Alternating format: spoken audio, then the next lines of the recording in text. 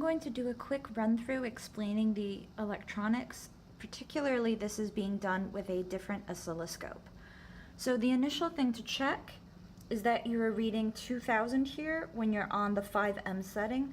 That means you're at 2 megahertz output. The first check you want to do is look at your output and connect it up to channel 1. So that's the sinusoidal signal I'm seeing right now. To trigger, I have the external trigger connected down to the TTL CMOS. So if you hit trigger menu, what you'll see on the side is that it will say source EXT. That's what you want. You don't want to touch anything. Now, one thing that's tricky here is making sure that your output is good. Make sure that the DC offset button is pressed. So right now what we're doing is looking at the output of the function generator on the oscilloscope before we send it to the laser. So channel 1 right now is what you see. So how to know that this is correct is first see that this is channel 1, 5 volts down here, and you can see that it goes from 0 up to therefore 10.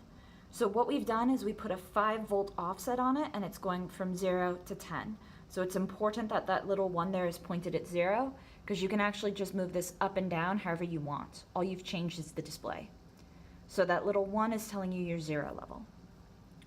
So now we don't actually want that output from here to go to the scope. We want it to go up to the laser. So the laser has a different cable on it, which is coming down here.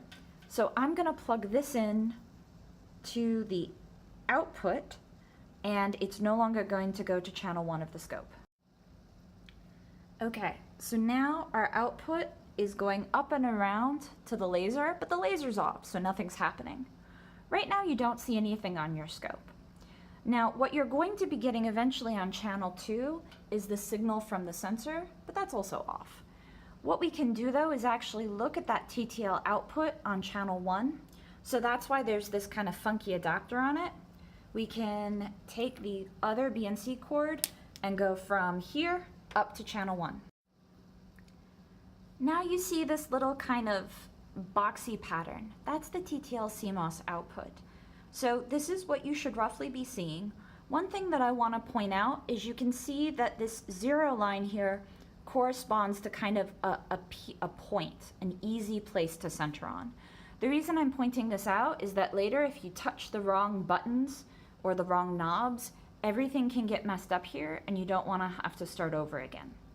So at this point, everything's actually set up correctly. The output from the function generator is going up to the laser, but the laser's off.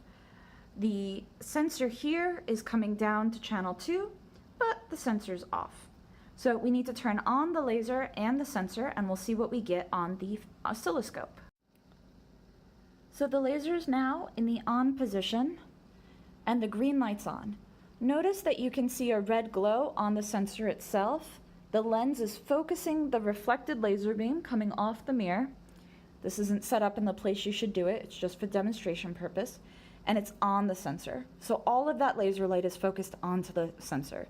Keep in mind that what's happening is we're turning on and off the laser really, really fast. So now when I come down and look at the scope, you can see this signal is actually the sensor getting the laser light going on and off. And this is actually a really big signal, so that's great. So now, if your alignment is off because you're further away, if you're collecting less light, this is going to get smaller and smaller. And how to fix that, keep in mind that's on channel 2 right now, is this is zooming out and this is zooming in. You can also move that up and down using this knob, and that really doesn't make any difference, it just moves it up and down. So what you need to do is actually measure something with the cursor. So to have a cursor, you want to push the button that says cursor, and now you can do time or source. The type you want is time, so if you push this over and over, you'll see that it cycles through. You don't need to really worry about source. We are in fact on channel 2, but that doesn't really matter. So now when I move that position, notice that there's a line going back and forth. That's my cursor, and there's actually 2 of them. There's cursor 1, you see that line moving on the left, and cursor 2, that line moving on the right. Your readout here tells you the time of cursor 1, the time of cursor 2, and the delta between them. So what you're going to want to be doing is as you move the mirror farther and farther back, you're going to be repositioning your cursor. What I would really encourage you to do is leave cursor 1 alone. So you can put that, for instance, just right at 0, which I'm trying to do and I'm failing.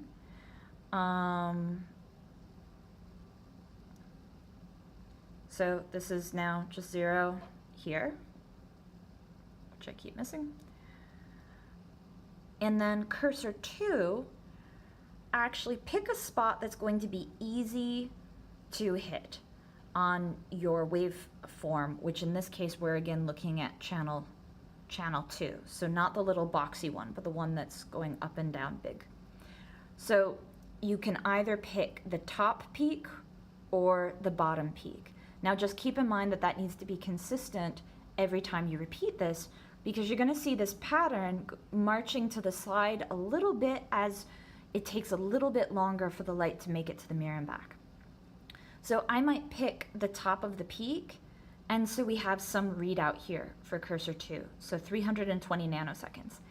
It isn't that it took 320 nanoseconds to get to the mirror and back. There's some unknown offset.